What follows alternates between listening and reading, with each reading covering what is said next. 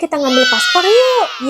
Akhirnya yang ditunggu-tunggu kelar. Hari ini adalah jadwal pengambilan paspor kita. Kami siap-siap berangkat karena jadwalnya itu start jam 1 siang sampai jam 4 sore. Jadi aku milih yang tercepat aja, biar nanti pulang dari sana Jerin bisa tidur siang. Kami tiba di kantor imigrasi Karawang jam 1 pas, langsung ke customer service-nya. Terus kasih lihat tiket paspor yang kita udah urus kemarin. Punya aku dan punya Jerin, dan kami suruh nunggu di ruang tunggu. Dan ini lumayan banyak sih yang ngambil hari ini. Sambil menunggu giliran, Jerin pun ingat pas kemarin dia wawancara itu ada tempat yang ada jajannya. Jadi aku diajaknya ke sana. Nah ya, kita minta dong. Dan inilah hari kebebasannya ya kan. Soalnya kalau di rumah itu nggak boleh yang namanya ada coklat. Giliran kita lumayan lama sih. Soalnya beda antriannya itu 28 orang. Setelah tiba giliran kita, langsung aku ambil. Terus aku cek data-datanya juga. Nah sekarang kita sudah pegang paspornya. Mudah-mudahan dengan adanya paspor ini, membawa rezeki kita supaya kita bisa ke luar negeri. Nah terima kasih sudah ngikutin kita. Kami mau pulang, jemputan kita udah datang, Om Grab.